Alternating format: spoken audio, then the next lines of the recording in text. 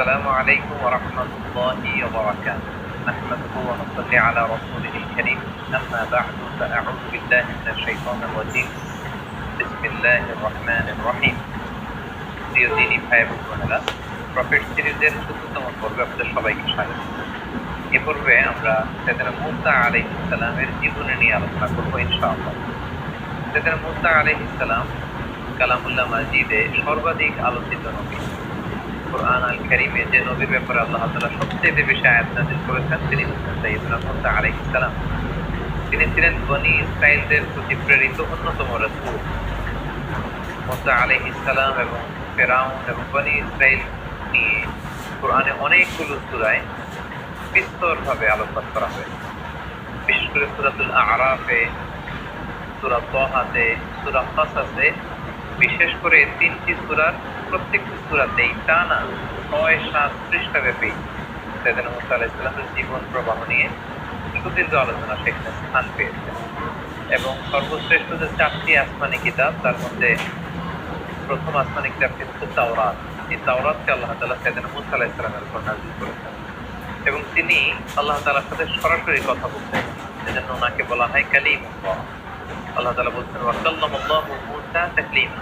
আল্লাহ তাআলা মূসা আলাইহিস সালামের সাথে ডিরেক্টলি, উইদাউট এনি মিডিয়া, কোনো মাধ্যম ছাড়া, ফেরেশতাদের মাধ্যম ছাড়া সরাসরি কথা বলছেন।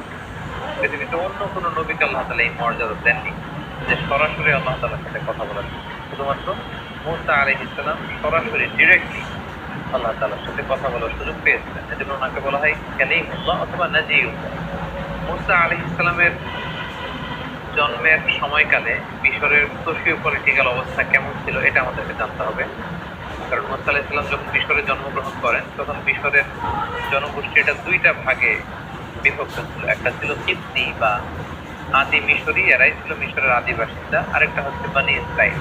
বনী ইসরাঈলরা মূলত মিশরে এসেছিল সাইয়েদনা ইউসুফ আলাইহিস সালামের সময়কালে, যখন তিনি তার পিতা ইয়াকুব আলাইহিস সালামকে মিশরে আগমন করার জন্য আমন্ত্রণ জানিয়েছিলেন। ইয়াকুব আলাইহিস সালাম ওনার ১০ ছেলেকে নিয়ে যখন মিশরে আগমন করেন, ঠিক সেই সময়টাতে বনী ইসরাঈলের সর্বপ্রথম মিশরে অ্যারাইভাল হয় এবং সেই সময়কাল থেকে সাইয়েদনা মূসা আলাইহিস সালাম পর্যন্ত মিশরে বেসিকলি দুইটা গোষ্ঠীতে বিভক্ত ছিল মিশরের জনগণ। একটা হচ্ছে মিশরের আদি অধিবাসী বা আদি বাসিন্দা, যাদেরকে কিপ্তি বলা হতো। আরেকটা হচ্ছে বনী ইসরাঈলদের অবস্থান, যারা অনেকটা মিশরে সংখ্যালঘু অধিবাসীদের স্ট্যাটাসে তারা থাকে।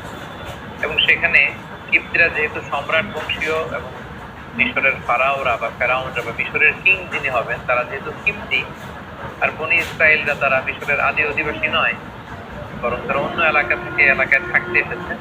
ফলে এই এলাকায় একটা সামাজিক এবং রাষ্ট্রীয় এক ধরনের বিভাজন তৈরি হয়, দ্বিজাতিক একটা বিভাজন পদ্ধতি। এখানে দুইটা জাতি মূলত একসাথে বাস করতে শুরু করে। একটা হচ্ছে কিপ্তি, মিশরের আদি অধিবাসী, আর একটা হচ্ছে বনী ইসরাঈল। এবং ফেরাউনের একটা বিশেষ স্বপ্নের কথা আমরা শুনবো এখনই।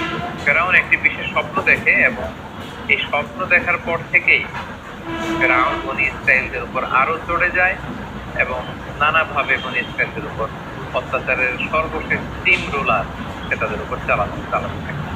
ফেরাউনের সে স্বপ্নে ছিল, ফেরাউন একটি স্বপ্নে দেখে যে বাইতুল মুকাদ্দাস থেকে একটা বিশাল আগুনের কুণ্ডলী এসে মিশরের রাজাদের যে রাজপ্রাসাদ, ফেরাউনের রাজপ্রাসাদ, এগুলোকে জ্বালিয়ে দিচ্ছে এবং মিশরের যে আদি অধিবাসী কিপ্তি তাদের ঘরগুলোকে জ্বালিয়ে দিচ্ছে।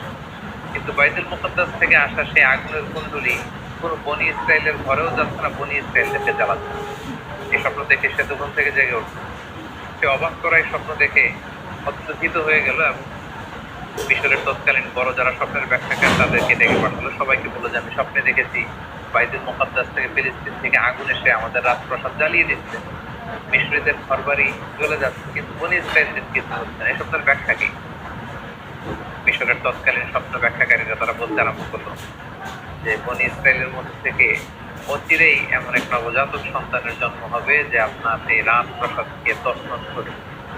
এই ঘটনা শোনার পর থেকে ফেরাউন খুব ভয় পেয়ে গেল। সে ঘোষণা দিল, আজ থেকে বনী ইসরাঈলের কোনো পুত্র সন্তানকে আমি বাঁচিয়ে রাখবো না, সব পুত্র সন্তানকে জবাই করা হবে, কেবলমাত্র বনী ইসরাঈলের যে কন্যা সন্তান হবে এদেরকে বাঁচিয়ে রাখা হবে এবং এদেরকে আমরা দাসী হিসেবে ইউজ করব। আল্লাহ তাআলা কোরআনের অনেক জায়গায় এই ব্যাপারটা উল্লেখ করেছেন, ইউযাব্বিহুনা আবনাআকুম ওয়া ইস্তাহইয়ুনা নিসাআকুম। তারা বনী ইসরাইলের পুত্র সন্তানদেরকে জবাই করে ফেলতো, একেবারে লিটারালি জবাই করে ফেলতো, স্লটার করে ফেলতো, এবং বনী ইসরাইলের যে কন্যা সন্তান তাদেরকে তারা জীবিত রাখতো। ঠিক এরকম একটি ভয়ঙ্কর পরিস্থিতির মধ্য দিয়ে যখন বনী ইসরাইলের কোনো ফ্যামিলিতে কোনো পুত্র সন্তান জন্মালেই তাকে মৃত্যুর মুখোমুখি হতে হয়, ঠিক ওই মুহূর্তে আল্লাহ তাআলা মূসা আলাইহিস সালামকে এই পৃথিবীতে পাঠালেন। এবং এমন ভাবে মূসা আলাইহিস সালামের মা ওনাকে পেটে ধারণ করেছেন যে আশেপাশের মানুষরা বুঝতে পারেনি, তিনি লুকিয়ে রেখেছিলেন। এবং আল্লাহ তাআলার পক্ষ থেকে তার কাছে ওহী প্রেরণ করা হয়েছে, যে ব্যাপারে আল্লাহ তাআলা সূরাতুল কসসের মধ্যে বলছেন, ওয়া আওহাইনা ইলা উম্মি মূসা আন আরদিঈ فإذا خفت عليه فألقيه في اليم ولا تخافي ولا تحزني। আল্লাহ তাআলা সাইয়েদনা মূসা আলাইহিস সালামের মাকে প্রত্যাদেশ করলেন যে, হে মূসার মা, অর্থাৎ মূসা আলাইহিস সালামের মায়ের হৃদয়ের ভেতরে আল্লাহ তাআলা এমন কিছু ঠেলে দিলেন যাতে করে তিনি বুঝতে পারলেন যে যখনই মূসা জন্মগ্রহণ করবে তাকে আমার সাথে রাখা যাবে না। আল্লাহ তাআলা বললেন, ফাআলকিহি ফিল ইয়াম্মি ওয়ালা তাখাফি ওয়ালা তাহজানি।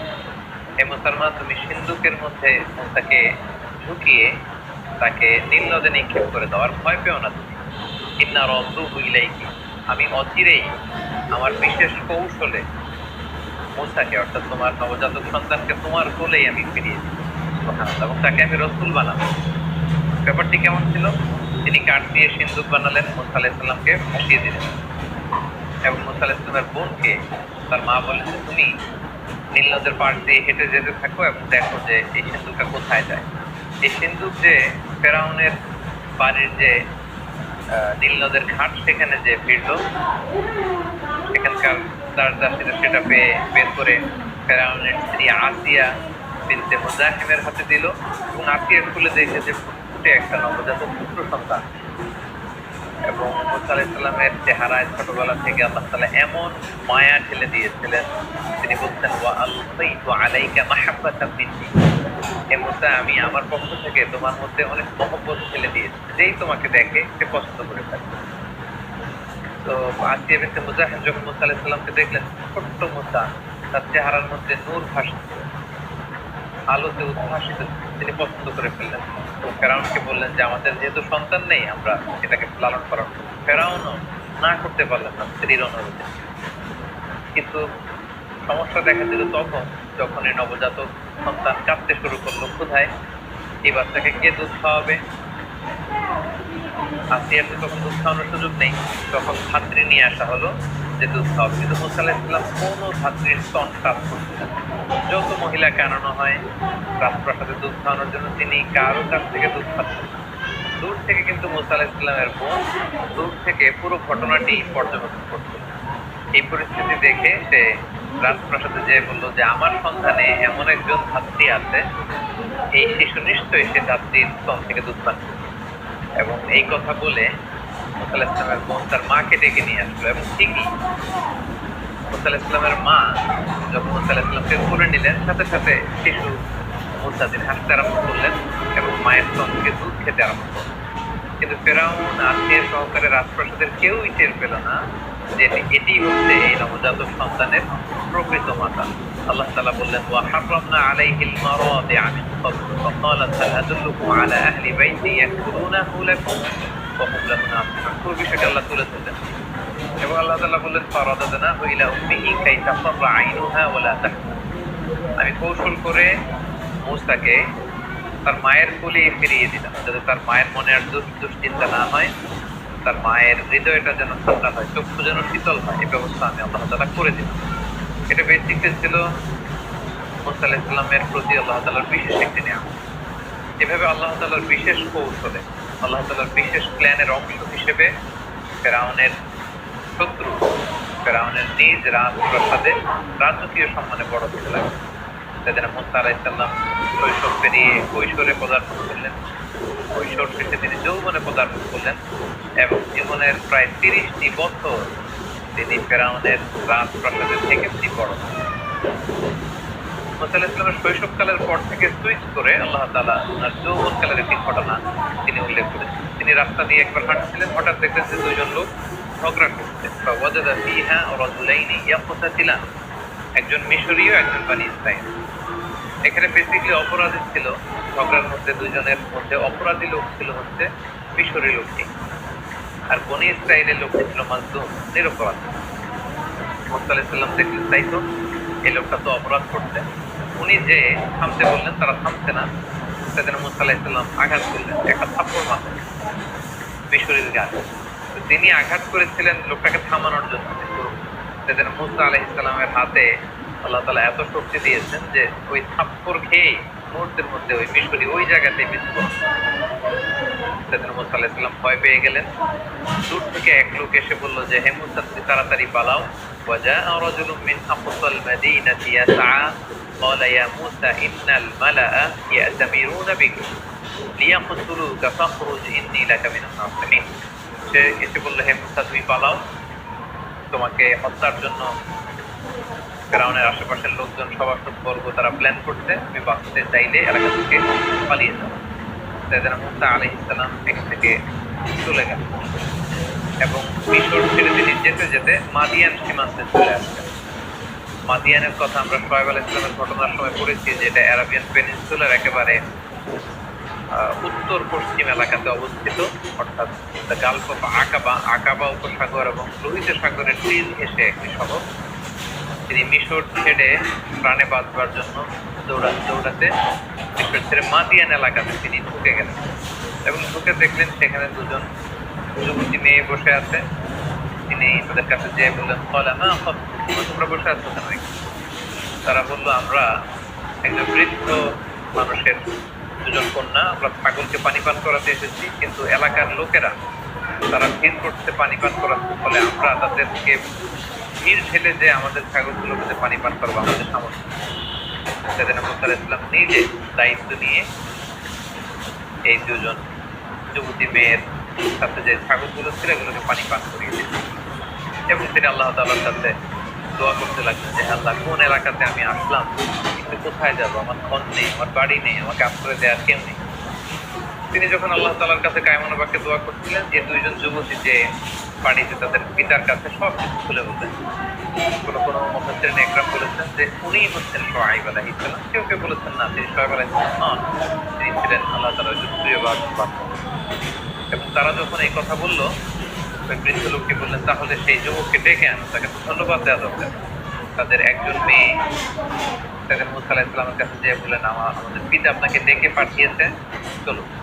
তাদের মুসা আলাইহিস সালাম গেলেন এবং যাওয়ার পরে সেই ব্যক্তিটি তাদের মুসা আলাইহিস সালামকে ধন্যবাদ দিলেন এবং বললেন, ঘটনাটি আমাকে খুলে বলো, তাহলে আমি তোমাকে কিছু উপদেশ দিতে পারি। তাদের মুসা আলাইহিস সালাম পুরো ব্যাপারটি খুলে বললেন যে, এমন এমন ঘটনা, আমি জালেমদের কবল থেকে পালিয়ে এসেছি। তিনি বললেন যে, নাজাউতা মিনাল কওমিজ যালিমিন, কিন্তু বেঁচে এসেছি। তো মুসা আলাইহিস সালাম খুব শক্তিশালী ছিলেন এবং এই বৃদ্ধ লোকের কন্যাদের সাথে যখন কথা বলছিলেন, তিনি তাদের চেহারার দিকে না তাকিয়ে নিচের দিকে তাকিয়েছিলেন। এগুলো যখন মেয়েগুলো তাদের বাবাকে বলছিল, হঠাৎ করে একটা মেয়ে বললো যে, ইয়া আবা তিস্তাজির, বাবা, আমাদের তো একজন কাজের লোকের দরকার, আমরা মেয়ে হয়ে কিভাবে ছাগলগুলো নিয়ে পানি পান করাবো? আপনি একটা কাজ করেন, এই যুবককে আমাদের ঘরের বিভিন্ন কাজ করবার জন্য, ছাগলগুলোকে দেখভাল করার জন্য তাকে রেখে টাকার বিনিময়ে, অর্থের বিনিময়ে রেখে দেন।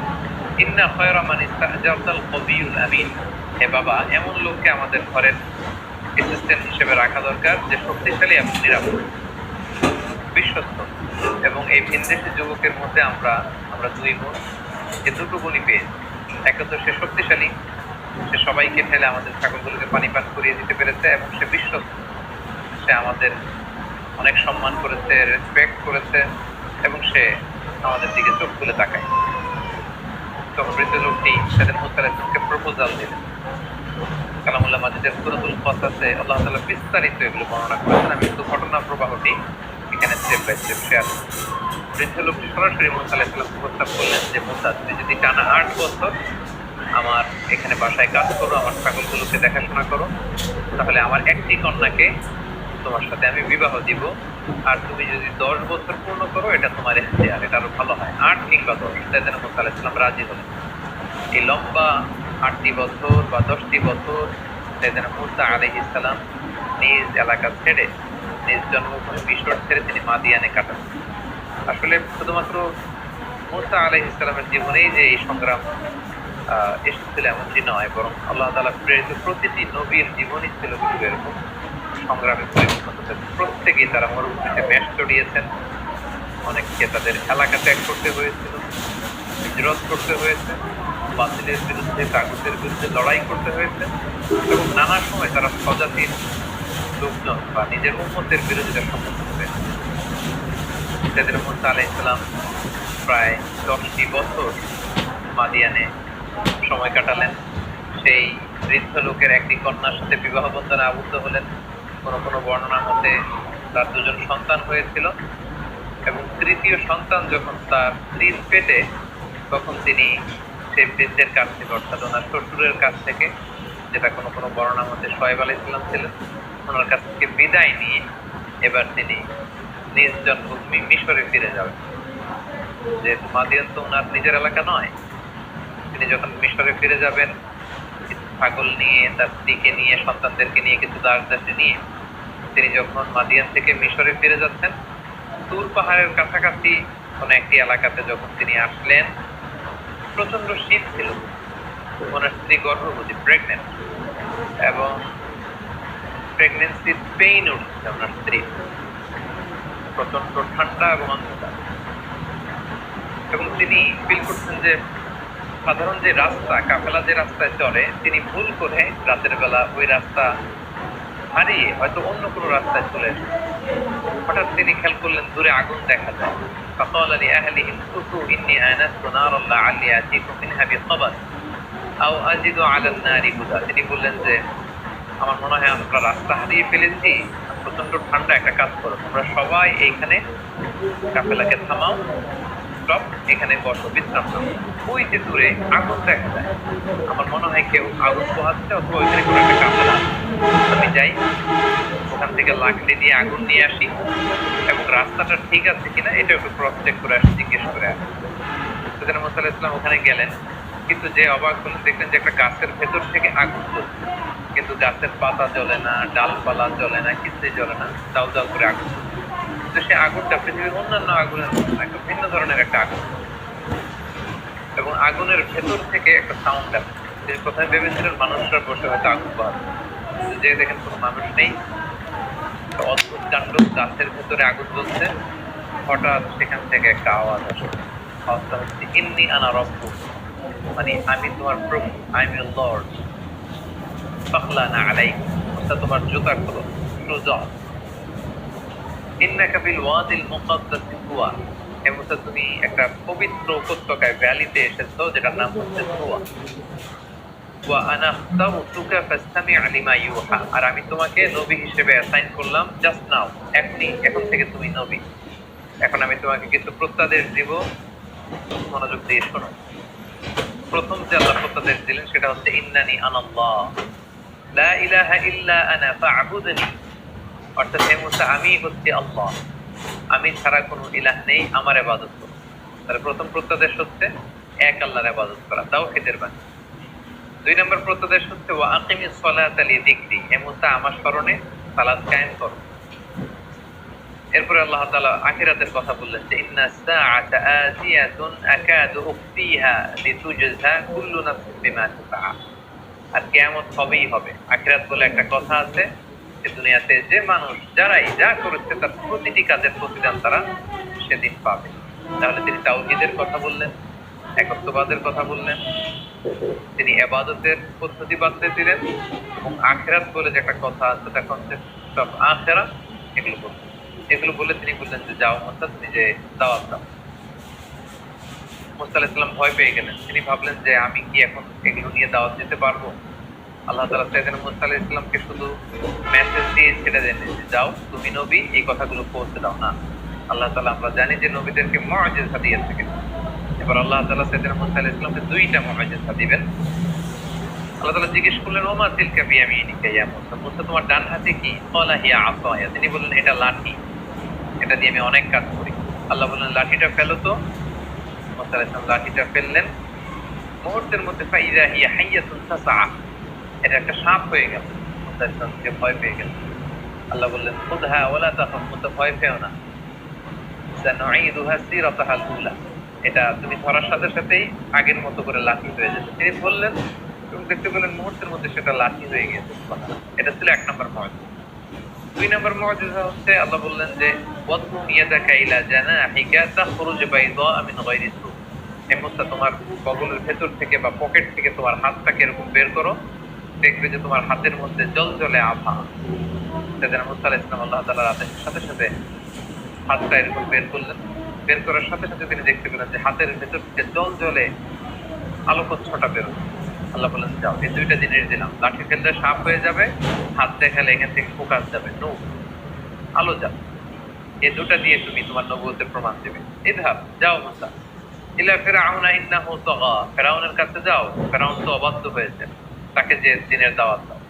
আল্লাহ তাআলা যখন আদেশ করলেন যে মুসা তুমি ফিরআউনের কাছে যাও, এই দাওয়াতগুলো পৌঁছে দাও, তিনি বললেন যে আল্লাহ আমার মুখের জড়তার কারণে আমি সুস্পষ্ট ভাষায় কথাগুলো পৌঁছাতে পারি না। আমার ভাই হারুনকে আপনি নবী বানিয়েছেন। আল্লাহ তাআলা কবুল করলেন, হারুন আলাইহিস সালামকেও তিনি নবুয়ত দান করলেন। এবার ২ ভাইকে একসাথে অর্ডার করলেন যে ইযহাবা ইলা ফিরআউনা ইন্নাহু তাগা। এতক্ষণ বলেছিলেন মুসা যাও, এখন বললেন যে ২ জন যাও, মুসাও যাও, হারুনও যাও, অবাধ্য ফিরআউনকে দাওয়াত দাও।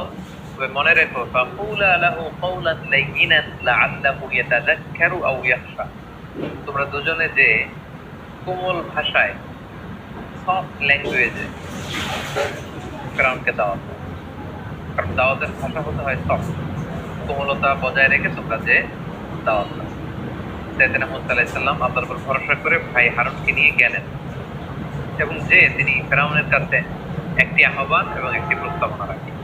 আহ্বানটি ছিল যে ফিরআউন, আমাকে এবং আমার ভাইকে আল্লাহ তাআলা নবী বানিয়ে পাঠিয়েছেন, আমরা আল্লাহর পক্ষ থেকে রাসূল হয়ে এসেছি, আমাদেরকে রাসূল মানো আর আল্লাহ তাআলাকে এক রব বা ইলাহ হিসেবে মেনো। এটা ছিল আহ্বান। আর প্রস্তাবনা ছিল তুমি যেহেতু বনী ইসরাইলের উপর অত্যাচার করছো, তুমি বনী ইসরাইলদেরকে মুক্ত করে আমাদের সাথে দিয়ে দাও।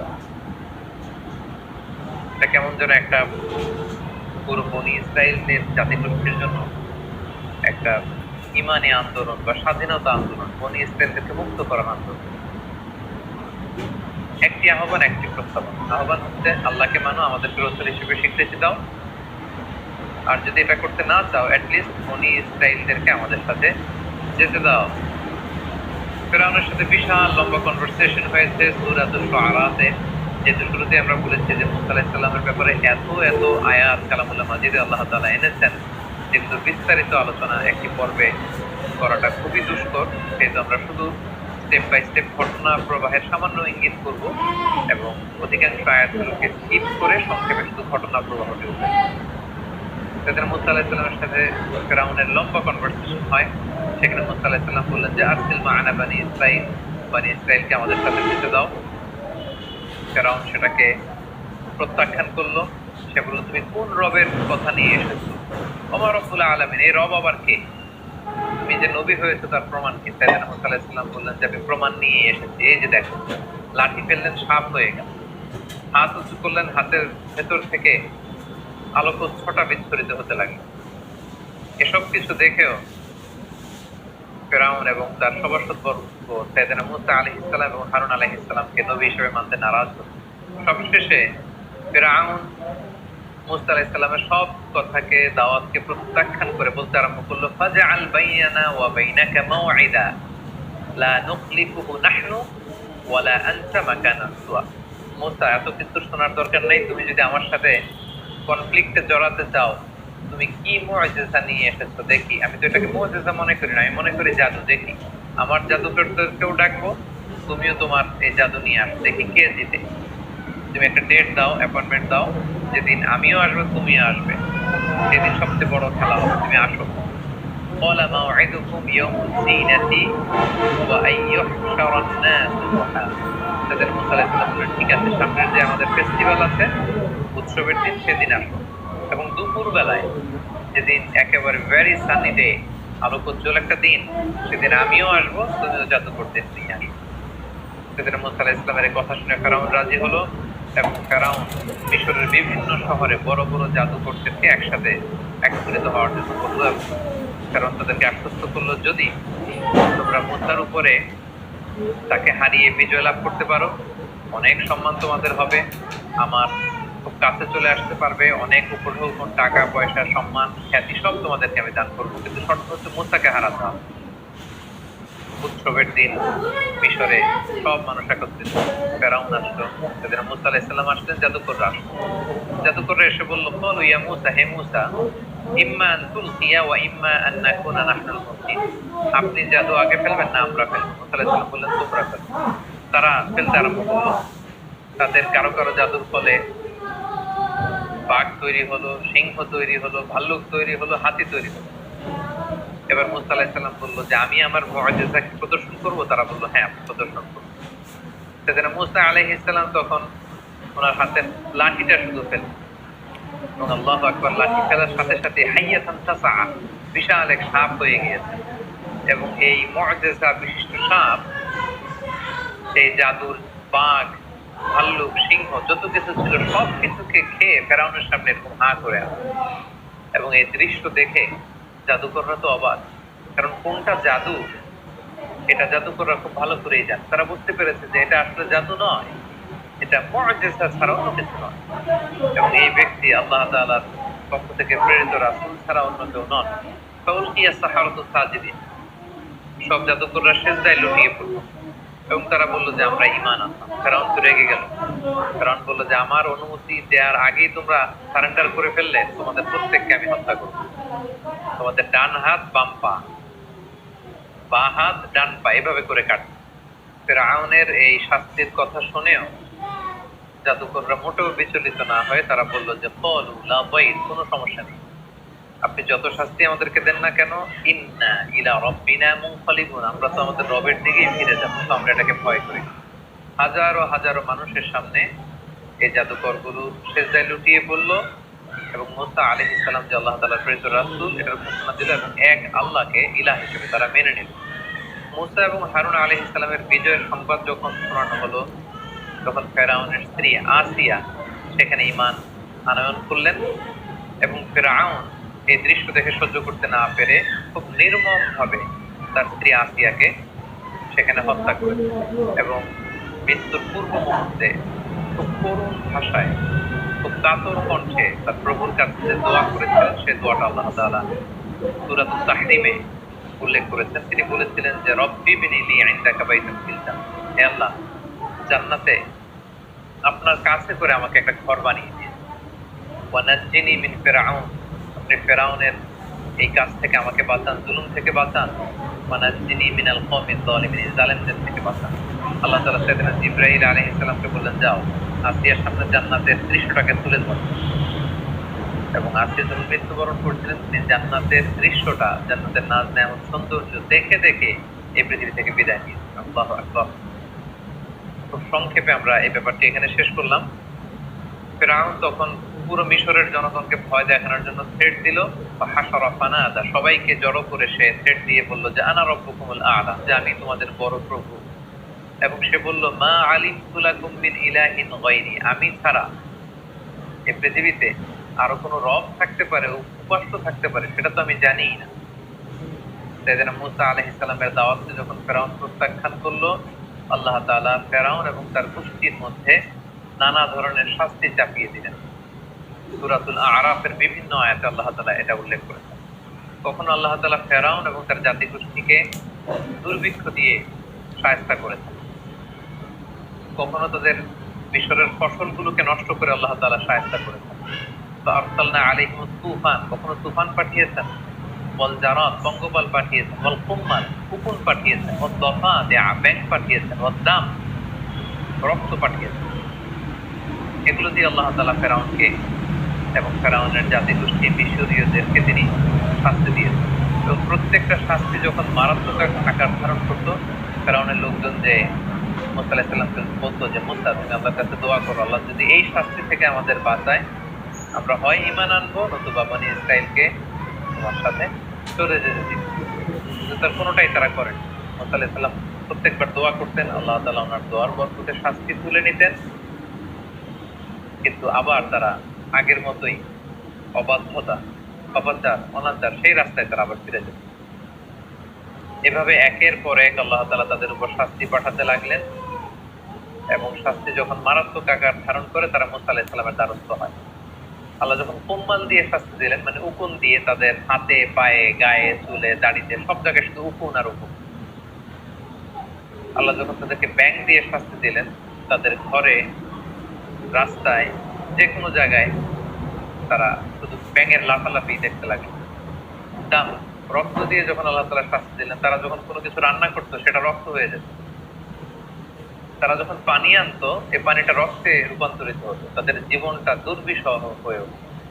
তারা সর্বশেষ যে মুসা আলাইহিস সালামকে বলল যে এইবার তুমি আল্লাহ তাআলার কাছে দোয়া করো, আল্লাহ যেন এই গজব, এই আযাব, এই শাস্তি আমাদের থেকে উঠিয়ে নেন। এরপরে আমরা আর কখনো এই পাপাচারিতা করবো না এবং বনী ইসরাঈলকে তোমার সাথে যেতে দিব। সেদিন মুসা আলাইহিস সালাম দোয়া করলেন যে আল্লাহ গজব আপনি উঠিয়ে নেন। এই গজব উঠিয়ে নেওয়ার পরে তাদের অবাধ্যতা আরো বেড়ে গেল। আল্লাহর নবী মুসা আলাইহিস সালাম ফেরাউনকে বারবার দাওয়াত দেওয়ার পরেও ফেরাউন যখন সত্যের পথকে গ্রহণ করলো না এবং বনী ইসরাঈলকে মুসা আলাইহিস সালামের সাথে যেতে দিল না, তখন আল্লাহ তাআলা সরাসরি প্রত্যাদেশ করলেন যে ফাআসরি বিইবাদি লাইলান ইন্নাকুম মুত্তাবাউন। হে মুসা, আর কাল বিলম্ব করবার দরকার নেই, আজ রাতেই তুমি বনী ইসরাঈলকে নিয়ে লোহিত সাগরের দিকে রওনা হয়ে যাও। তোমরা সেই পথ দিয়ে বাইতুল মুকাদ্দাসের দিকে যাবে। এবং যেতে যেতে ওনারা দেখলেন যে সামনে বিশাল সাগর। বনী ইসরাঈলের সবাই তো আফসোস এবং আক্ষেপ শুরু করে দিল যে আমরা তো এখন বাঁচার উপায় নেই, কারণ পেছন থেকে তো ফেরাউন তারা চেষ্টা করছে, ধরবার জন্য চেষ্টা করছে। আল্লাহ তাআলা বললেন যে মুসা, চিন্তা করো না, তোমার লাঠি ফেলো। মুসা আলাইহিস সালাম লাঠি ফেললেন। সাগরের পানিকে তিনি দ্বিখণ্ডিত করে দুই দিকে পানি পাহাড়ের মতো উঁচু হয়ে গেল এবং মাঝখান দিয়ে রাস্তা হয়ে গেল। আল্লাহ তাআলা বললেন আনিদ্রিব বিআসাকাল বাহার, লাঠি দিয়ে একটা বাড়ি মারো। ফানফালাকা, দুই ভাগ হয়ে গেল। ফাকানা কুল্লু ফিরকিন কাত্তাউদিল আযীম, পানিটা দুই ভাগ হয়ে বিশাল পাহাড়ের মতো এরকম ঠায় দাঁড়িয়ে রইল, আর মাঝখানে রাস্তা। বনী ইসরাঈল এই দৃশ্য অবলোকন করলো মুসা আলাইহিস সালামের সাথে করে। পুরো লোহিত সাগর, রেড সি, ওনারা ক্রস করে ওই পারে চলে গেল। এবার যদি মুসা আলাইহিস সালাম লাঠি আবার তুলে নেয়, তাহলে এই রাস্তা পানিতে বিলীন হয়ে যাবে। আল্লাহ বললেন না, এই রাস্তা সরানো যাবে না, কারণ এখনই ফেরাউনের বাহিনী এই সুন্দর রাস্তা দেখে তারাও নেমে পড়বে সাগরে। ওয়াতরুকিল বাহরা রাহওয়া, সাগর যেরকম আছে এরকম থাকতে দাও মুসা। ইন্নাহুম জুনদুম মুগরাকুন, ওরা ডুববে। ফেরাউন যখন তার সৈন্য সামন্ত নিয়ে সাগরের মাঝখানের যে রাস্তা তৈরি হয়েছিল, এই রাস্তার মাঝখানে চলে আসলো, আল্লাহ তাআলা বললেন এবার লাঠি তোলো।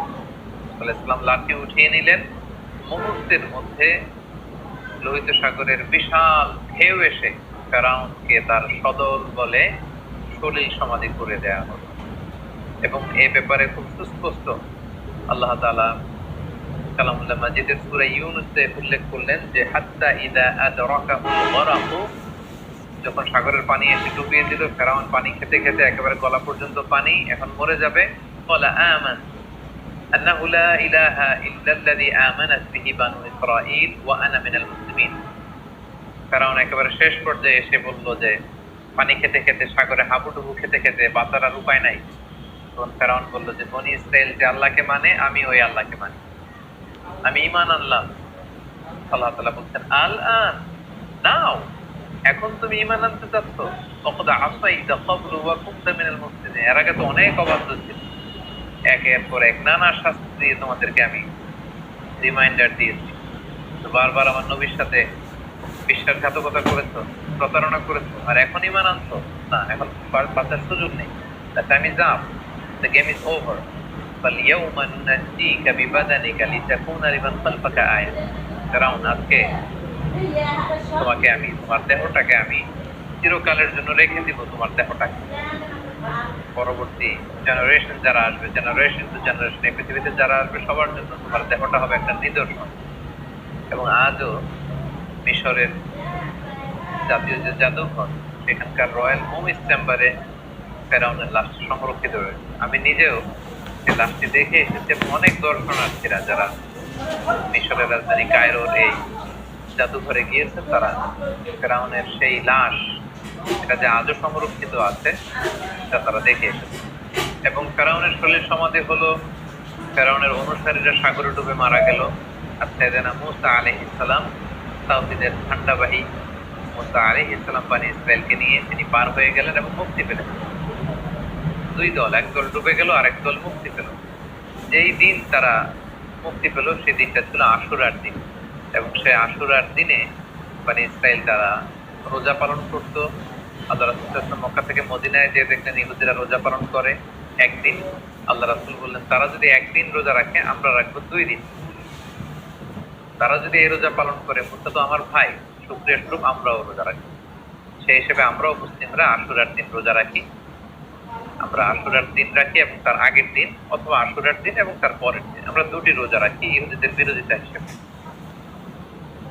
আল্লাহ নবী মুসা আলাইহিস সালাম তাদেরকে নিয়ে যখন বাইতুল মুকাদ্দাস অভিমুখে রওনা হলেন, আল্লাহ তাআলা বললেন, মুসা তুমি বনী ইসরাইলকে নিয়ে জিহাদে অবতীর্ণ হও। এবং আমালেকার লোকজন বাইতুল মুকাদ্দাসে যখন থাকতো, আমালেকা হচ্ছে সাইয়্যিদিনা হুদ আলাইহিস সালামের যে অধিবাসী আদ জাতি, তাদের একটি শাখা গোত্র। তারা ছিল মুশরিক, দৈহিকভাবে ছিল অত্যন্ত ওয়েল বিল্ড, সুঠাম দেহের অধিকারী, ভয়াবহ আকৃতি বিশিষ্ট লোক ছিল, তারা মুশরিক ছিল। আল্লাহ তাআলা বললেন, যাও মুসা বনী ইসরাইলকে নিয়ে তাদের সাথে জিহাদ করে তাওহীদকে প্রতিষ্ঠিত করো এবং বাইতুল মুকাদ্দাসকে উদ্ধার করো। মুসা আলাইহিস সালাম যখন বনী ইসরাইলকে তাদের কাছে যখন এই কথাটি পেশ করলেন যে আল্লাহ তাআলা বলেছেন জিহাদে অবতীর্ণ হতে, বনী ইসরাইলের লোকেরা বলল, ইন্না ফিহা কওমান জাব্বারিন, মুসা তুমি কি দেখো না সেখানে কত শক্তিশালী লোকজন, ইন্না লান নাদখুলাহা হাত্তা ইয়াখরুজু মিনহা, আমরা সেখানে যাব না যতক্ষণ না তারা বের হয়। তুমি আর তোমার রব যে সেখানে যুদ্ধ করো, আমরা যেতে পারবো না। তাদের এই অবাধ্যতার কারণে আল্লাহ তাআলা তাদেরকে শাস্তি দিলেন যে তোমরা যদি জিহাদকে অপছন্দ করো তাহলে এখন যে মরুভূমিতে তোমরা আছো এটাকে তিহ প্রান্তর বলে, এই জায়গাটিতেও আমি ঘুরে এসেছি, এই তিহ প্রান্তরে 40 বছর তোমরা এখানে থাকবে।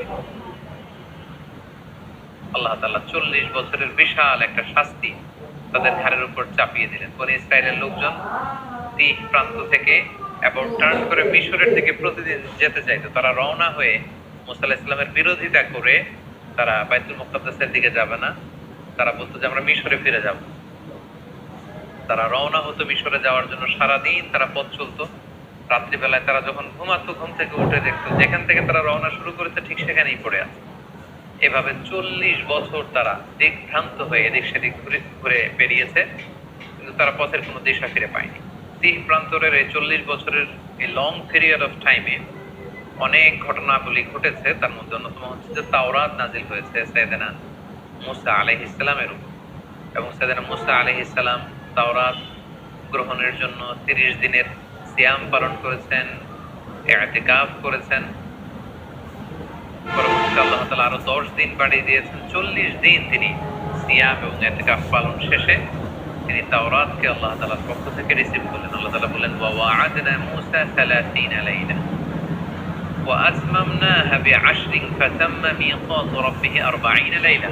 আমি মূসাকে প্রতিশ্রুতি দিয়েছিলাম যে 30 দিনের পরে তুমি এই তাওরাতকে রিসিভ করবে, পরবর্তীতে আরো 10 দিন যুক্ত করে 40 দিনের একটা মিকাত বা পিরিয়ড অফ টাইমকে আমি ফিক্স করলাম, এবং তারপরে আমি মূসাকে এই তাওরাত দান করলাম। আল্লাহ তাআলা বলেন, ইন্না আনসালনা তাওরাতা ফিহা হুদাও ওয়া নূর, আমি তাওরাত নাযিল করেছি, এর মধ্যে আমি হেদায়েত দিয়েছি, এর মধ্যে আমি নূর দিয়েছি।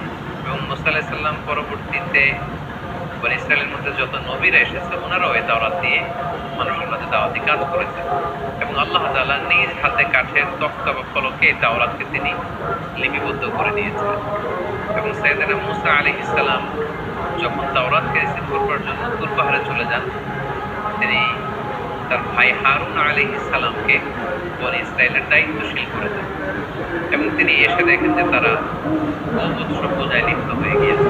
তিনি ভাইয়ের প্রতি প্রচন্ড রাগ হলেন, এবং এটার যে নেপথ্যে ছিল সামিরিকে শাস্তি দিলেন, এবং যারা এই শিরকের সাথে জড়িত ছিল আল্লাহ তাআলা তাদেরকে শাস্তির ঘোষণা দিলেন।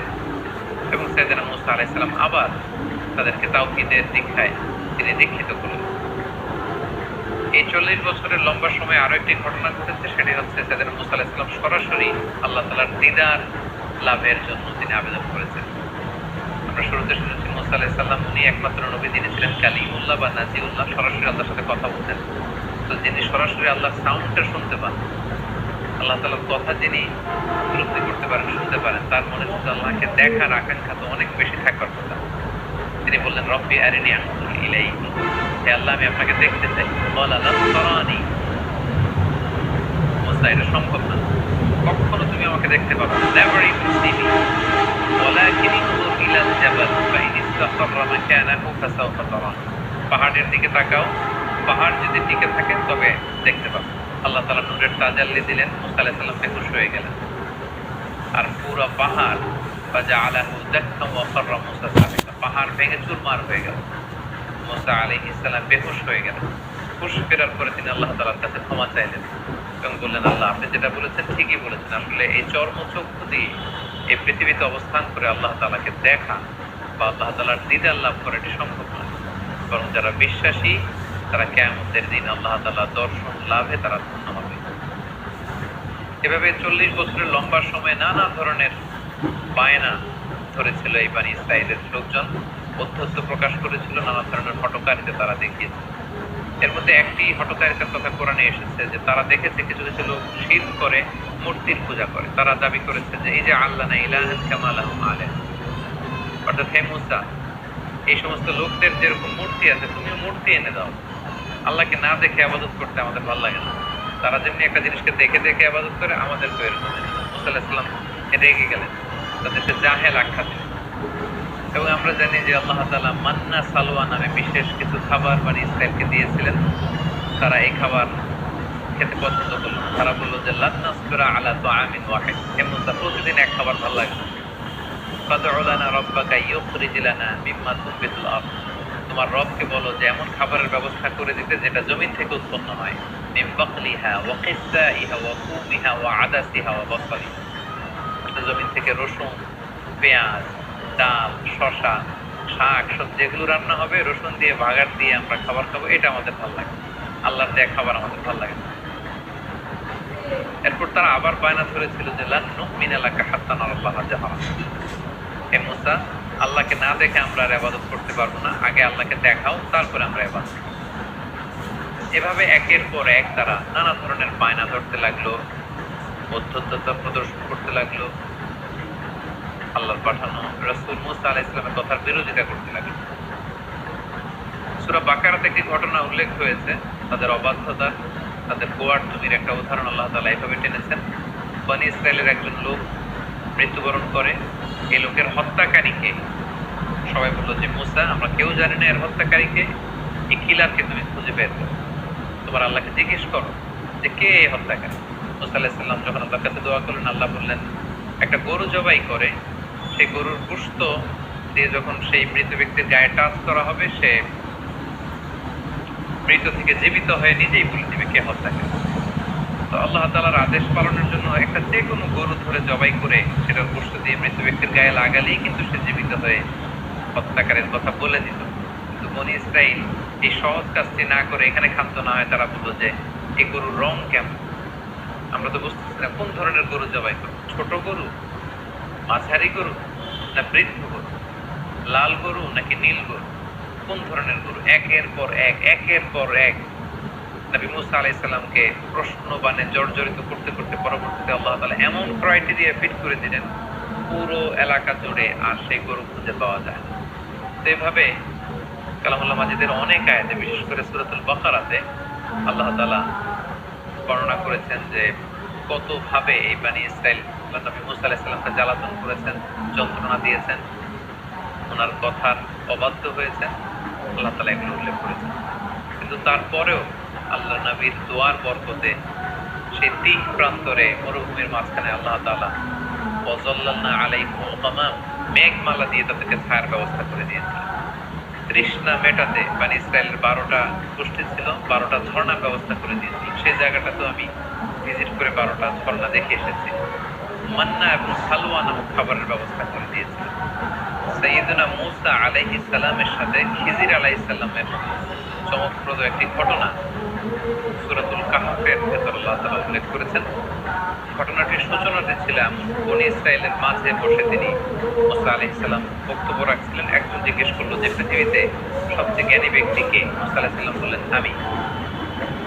আল্লাহ তাআলা মুসা আলাইহিস সালামের এই প্রশ্নটা পছন্দ করলেন। আল্লাহ বললেন, মুসা তুমি ভুল বলেছো, তোমার তো একজন জ্ঞানী ব্যক্তি আছে, তুমি মাজমাউল বাহরাইন, দুই সাগরের মিলনস্থলে যাও, সেখানে গেলে পাবো। মুসা আলাইহিস সালাম ইউশা ইবনে নুনকে নিয়ে, ওনার ভাগিনাকে নিয়ে সেখানে গেলেন। যে দেখলেন চাদর জড়িয়ে একজন লোক শুয়ে আছে, সালাম দিলেন। চাদরের ভেতর থেকে তিনি সালামের উত্তর দিলেন। বললেন কে? মুসা আলাইহিস সালাম বললেন আমি মুসা।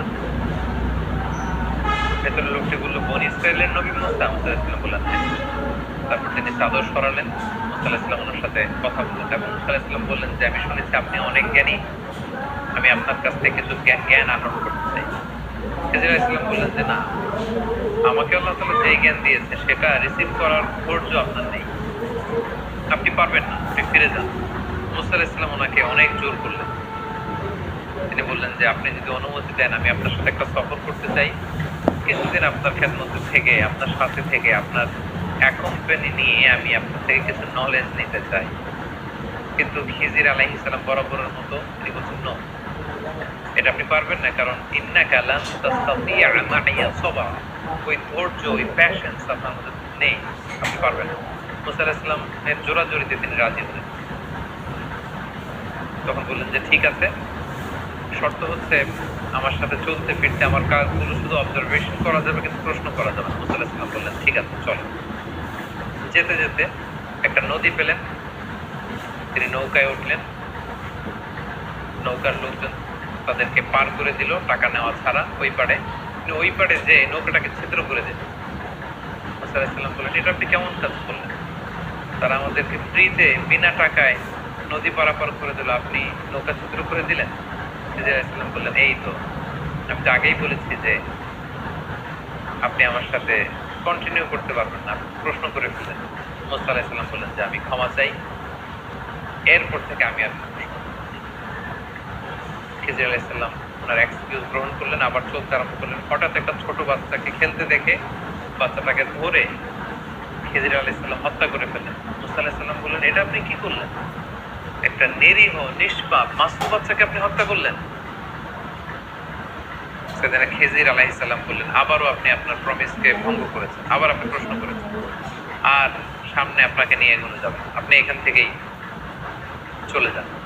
সেদিন মুসা আলাইহিস সালাম বললেন যে আমি আবারও দুঃখ প্রকাশ করছি, আরেকবার আপনি আমাকে সুযোগ দেন, এরপরে যদি আমি প্রশ্ন করি তাহলে আদা ফেরত বাইনি বাইনাকে, আর কোনো কথা আমার থাকবে না।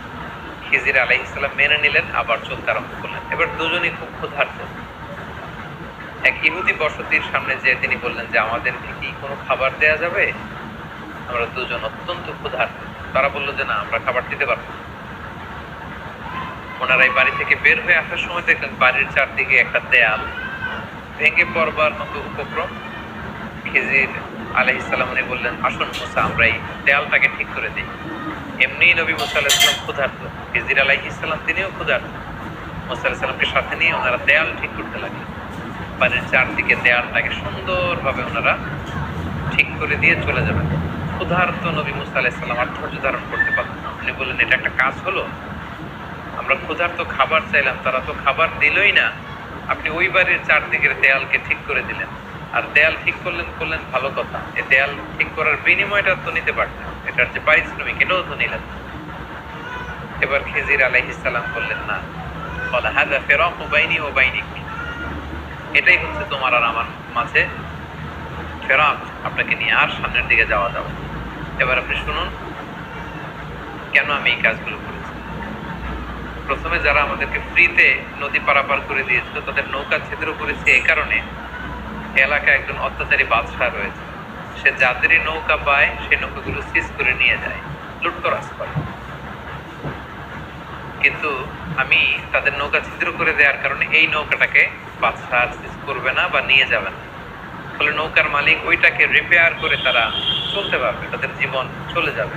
কিন্তু যদি নৌকাটা একেবারে নিখুঁত থাকতো সেটাকে তারা বাঁচিয়ে রাখতে পারতো না ওই বাদশার হাত থেকে। দ্বিতীয় ছোট বাচ্চাকে যে আমি হত্যা করেছি, আল্লাহ তাআলা আমাকে জানিয়েছে সে অনেক বড় সন্ত্রাস হবে, এলাকা ফাসাদ সৃষ্টিকারী হবে, তার মা বাবাকে সে হয়তো জাহান্নামে বানাবে। এজন্য আল্লাহ তাআলার আদেশে আমি তাকে হত্যা করেছি, আমার নিজের ইচ্ছায় নয়। এবং আশা করছি আল্লাহ তাআলা পরবর্তীতে এই কাপলকে, এই দম্পতিকে হয়তো এমন এক সন্তান দান করবে যাদের মাধ্যমে তারা খুশি হবে। এবং তৃতীয় পর্যায়ে যে ফ্যামিলির দেয়াল আমি ঠিক করে দিয়েছি, ওই ফ্যামিলিতে দুজন ইয়াতীম আছে যাদের বাবা মা ছিল অত্যন্ত ভালো মানুষ, এবং তাদের দেয়ালের নিচে আছে তাদের বাবার রেখে যাওয়া গুপ্তধন। এই দেয়াল যদি ভেঙে পড়তো, গুপ্তধন অন্যান্যরা এখান থেকে কেড়ে নিত। তাই আমি চেয়েছি যে তারা বড় হয়ে তাদের নিজেদের গুপ্তধন থেকে নিজেরা যেন উপকৃত হয়। এই জ্ঞান আল্লাহ তাআলা আমাকে দান করেছে, যেটা আল্লাহ তাআলা আপনাকে দান করেননি। এবং এই ঘটনার পর থেকে আর সামনে আপনাকে নিয়ে আমি চলতেও পারব। এই ছিল সাইয়েদনা মূসা আলাইহিস সালামের সাথে সাইয়েদনা খিজির আলাইহিস সালামের লম্বা ঘটনা। এছাড়াও বিভিন্ন সহিহ হাদিসে সাইয়েদনা মূসা আলাইহিস সালামের ব্যাপারে অনেক ঘটনা উল্লেখ রয়েছে। তার মধ্যে থেকে দুইটি ঘটনা আমরা এখানে উল্লেখ করি। আমরা সহিহ মুসলিমের একটি বর্ণনা থেকে জানতে পারি যে আল্লাহ রাসূল সাল্লাল্লাহু আলাইহি ওয়াসাল্লাম যখন মেরাজের রাতে বিভিন্ন নবীদের সাথে দেখা করেন, সেখানে মূসা আলাইহিস সালামের সাথে দেখা করেছিলেন। এবং আল্লাহ তাআলা আমাদের জন্য 50 ওয়াক্ত সালাত বিশ্বনবীকে উপহার দিয়েছিলেন। রাসূল সাল্লাল্লাহু আলাইহি ওয়াসাল্লাম সেই সালাত নিয়ে যখন নেমে আসছিলেন, মূসা আলাইহিস সালাম জিজ্ঞেস করলেন যে আল্লাহ তাআলা আপনাকে কি দিয়েছেন? আল্লাহ রাসূল সাল্লাল্লাহু আলাইহি ওয়াসাল্লাম বললেন যে 50 ওয়াক্ত সালাত। মূসা আলাইহিস সালাম বললেন, সর্বনাশ, আপনার উম্মত তো 50 ওয়াক্ত সালাত পড়বে না, আপনি যান কমিয়ে নিয়ে আসেন। কমিয়ে নিয়ে আসতে পারলে ভালো হবে। আল্লাহ নবী সাল্লাল্লাহু আলাইহি ওয়াসাল্লাম গেলেন, 5 ওয়াক্ত কমিয়ে 45 ওয়াক্ত নিয়ে আসেন। মূসা আলাইহিস সালাম বললেন, পড়বে না, আবার যান কমিয়ে নিয়ে আসেন। এভাবে 9 বার আল্লাহ রাসূল সাল্লাল্লাহু আলাইহি ওয়াসাল্লামকে মূসা আলাইহিস সালাম পাঠিয়েছেন। এবং মূসা আলাইহিস সালামের এই নেগোসিয়েশনের ফলে, বারবার রাসূল সাল্লাল্লাহু আলাইহি ওয়াসাল্লামকে পাঠানোর ফলে আমরা 50 ওয়াক্ত থেকে কমিয়ে এটাকে 5 ওয়াক্ত সালাত হিসেবে পেয়েছি। সাইয়েদনা মূসা আলাইহিস সালামের মৃত্যু কোথায় হয়েছে, কবর কোথায় হয়েছে, ব্যাপারে সহিহ মুসলিমের একটি হাদিস আমরা জানতে পেরেছি যে বাইতুল মুকাদ্দাসের খুব কাছাকাছি একটা জায়গায় আল্লাহ রাসূল সাল্লাল্লাহু আলাইহি ওয়াসাল্লাম বলেছেন যে খুব কাছের একটা জায়গায় মূসা আলাইহিস সালামকে কবর দেয়া হয়। এবং আল্লাহ রাসূল সাল্লাল্লাহু আলাইহি ওয়াসাল্লাম বলেছেন যে আমি যদি সেখানে থাকতাম তাহলে তোমাদেরকে দেখিয়ে দিতে পারতাম একটি লাল মাটির টিভির পাশে আল্লাহ নবী মূসা আলাইহিস সালাম সেখানে শুয়ে আছে। সম্মানিত সুধী, এই পর্যায়ে আমরা সাইয়েদনা মূসা আলাইহিস সালামের জীবন থেকে কিছু লাইফ লেসন যেগুলো আমাদের জীবনে কাজে লাগতে পারে সেদিকে আমরা যাব। প্রথম যে শিক্ষাটি আমরা পাই সেটি হচ্ছে দাওয়াতি কাজে সফট ল্যাঙ্গুয়েজ ইউজ করতে হয়। কারণ আল্লাহ তাআলা মূসা আলাইহিস সালাম এবং হারুন আলাইহিস সালামকে অর্ডার করেছেন, ফাকুলা লাহু কাওলান লাইয়িনা লাআল্লাহু ইয়াতাযাক্কারু আও ইয়াখশা। অর্থাৎ হে মূসা এবং হারুন, তোমরা দুজন ফেরাউনের কাছে যখন যাবে তখন সফট ভাষায়, অতি কোমল ভাষায়, নম্র ভাষায় তোমরা তাকে দাওয়াত দাও। কেননা দাওয়াতের ভাষা হতে হয় অত্যন্ত সফট, হৃদয়স্পর্শী, মর্মস্পর্শী। অর্থাৎ যে কথা হৃদয় থেকে আসে সেটা যে মানুষের হৃদয়ে স্পর্শ করে। আমরা যদি আল্লাহ রাসূল সাল্লাল্লাহু আলাইহি ওয়াসাল্লামের বায়োগ্রাফির দিকে তাকাই তাহলে দেখবো উনিও খুব সফট হৃদয়ের অধিকারী ছিলেন। আল্লাহ তাআলা বলছেন, ফাবিমা রাহমাতিন মিনাল্লাহি লিনতা লাহুম, হে নবী আপনি আল্লাহর মেহেরবানিতে নরম হৃদয়ের অধিকারী হয়েছেন। ওয়ালাউ কুনতা ফাদ্দান গালিযাল কলবি লানফাদ্দু মিন হাওলিক, আপনি যদি কর্কশ ভাষী হতেন, আপনি যদি রূঢ় ভাষী হতেন, আপনি যদি কঠোর হৃদয়ের অধিকারী হতেন, কেউ আপনার কাছে আসতো না। এখন যেমনি সাহাবারা আপনার চারদিক ঘিরে রাখে, আপনার কোমলতা, আপনার সফটনেস, আপনার নম্র এবং উত্তম আচরণের কারণে সবাই যেমনি আপনাকে ঘিরে রাখে, আপনি যদি কর্কশ ভাষী হতেন কেউ আপনার কাছে আসতো না। মূসা আলাইহিস সালামের জীবনী থেকে দ্বিতীয় শিক্ষা হচ্ছে আল্লাহ তাআলার বিজয় বা সাহায্যের জন্য আমাদের পক্ষ থেকে প্রাণান্তকর প্রচেষ্টাটা জরুরি। আমরা যদি চেষ্টাই না করি তাহলে আল্লাহ তাআলার সাহায্য পাওয়ার কোনো সম্ভাবনা। আমাদের অনেকে আছে যারা হাত গুটিয়ে বসে থাকে, কোনো ধরনের চেষ্টা, প্রচেষ্টা, প্ল্যানিং, ভিশন তাদের মধ্যে নেই, কিন্তু তারা আল্লাহ তাআলার সাহায্যের দিকে তাকিয়ে থাকে। আমরা যদি মূসা আলাইহিস সালামের জীবনের দিকে খেয়াল করি, আল্লাহ তাআলা বলেছেন যে হে বনী ইসরাইল, তোমরা মূসা আলাইহিস সালামের সাথে করে বেরিয়ে পড়ো। এবং পুরো বনী ইসরাইলের বিশাল গোষ্ঠী কিন্তু আল্লাহ নবী মূসা আলাইহিস সালামের প্রতি আনুগত্য দেখে ওনারা বেরিয়ে পড়েছিল। এবং চলতে চলতে সামনে যখন সাগর এসেছিল, আল্লাহ তাআলা কিন্তু ঠিকই সাহায্য পাঠিয়েছেন। কিন্তু সেই সাহায্য পাওয়ার জন্য তো আপনাকে বেরোতে হবে, আপনাকে তো চেষ্টা করতে হবে। কিন্তু সেখান থেকে নাজাত পেয়ে বনী ইসরাইল যখন মুসা আলাইহিস সালামের সাথে করে যেতে যেতে বাইতুল মুকদ্দাস পর্যন্ত পৌঁছলো, আল্লাহ তাআলা তাদেরকে জেহাদের আদেশ করলেন, কিন্তু তারা জেহাদে অবতীর্ণ হতে রাজি হয়নি। ফলে তারা আল্লাহ তাআলার পক্ষ থেকে সাহায্যও পায়নি।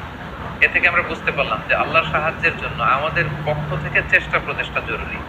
প্রথম দিকে তারা প্রচেষ্টা করেছিল এবং আল্লাহ তাআলার সাহায্য তারা চাক্ষুষ অবলোকন করেছিল, এবং দ্বিতীয় পর্যায়ে তারা যখন হাত গুটিয়ে বসেছিল সেখানে আল্লাহ তাআলার সাহায্যও আসেনি। এবং পৃথিবীতে এটাই আল্লাহ তাআলার সুন্নাত, বান্দা যখন চেষ্টা করে, বান্দা যখন নিজের এফোর্ট দেয়, তখন সেখানে আল্লাহ তাআলার সাহায্য এসে যুক্ত হয়। 3 নাম্বার যে শিক্ষাটি আমরা পাই যে বনী ইসরাইল যে কতটা বাড়াবাড়ি করেছিল, তাদের গোয়ার্তমির নিদর্শন আমরা দেখেছি, তাদের ঘাড় তেড়ামির নিদর্শন আমরা দেখেছি, এবং তাদের মতো এরকম একটা বিদঘুটে জাতিকে সোজা করবার জন্য মুসা আলাইহিস সালামের মতো এরকম একজন টাফ ম্যান, একজন আয়রন ম্যানের দরকার ছিল। অর্থাৎ জাতি গোষ্ঠী যেমন, তাদের নবীও তেমন। এখানে যদি খুব সফট হার্টের একজন নবীকে আল্লাহ তাআলা প্রেরণ করতেন, তাহলে সেটা খুব একটা ওয়ার্ক করতো না বা রান করতো না। আমরা জানি যে নবীদের মধ্যে থেকে মুসা আলাইহিস সালাম খুব বেশি রাগী ছিলেন, একটু টাফ ছিলেন, একটু কঠোর হৃদয়ের অধিকারী ছিলেন। ওনার এক থাপ্পড়ের আঘাতে আমরা দেখেছি যে এক মিশরী মুহূর্তের মধ্যে অক্কা পেয়েছে। তিনি প্রচন্ড রেগে ওনার নিজের ভাই হারুন আলাইহিস সালামের দাড়ি এবং চুল ধরে টেনে তিনি রাগ প্রকাশ করছিলেন। খুব কঠোর তিনি ছিলেন, এবং ওনার এই কঠোরতা এটা খুব দরকার ছিল, কারণ জাতি যেমন সে জাতির জন্য নবীও হতে হয় ঠিক তেমন। 4 নম্বর যে শিক্ষাটা আমরা পাই সেটা হচ্ছে জ্ঞান নিয়ে কখনো আসলে বড়াই করতে নেই। জ্ঞানীর চাইতে বড় জ্ঞানী আছে, জাননেওয়ালার উপরও জাননেওয়ালা থাকে। এজন্য আল্লাহ তাআলা বলেন ওয়া ফাওকা কুল্লি যী ইলমিন আলিম, জ্ঞানীর উপরও জ্ঞানী আছে, এবং সব জ্ঞানীর চাইতে বড় জ্ঞানী হচ্ছেন আল্লাহ তাআলা।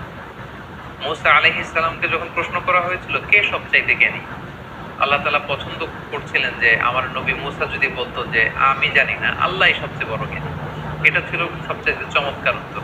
কিন্তু মুসা আলাইহিস সালাম সরল মনে সহজভাবে তিনি বলে দিয়েছিলেন আমি জ্ঞানী। নিজেকে জ্ঞানী বলে প্রচার করা বা প্রসার করা এটা আল্লাহ তাআলা পছন্দ করেন না।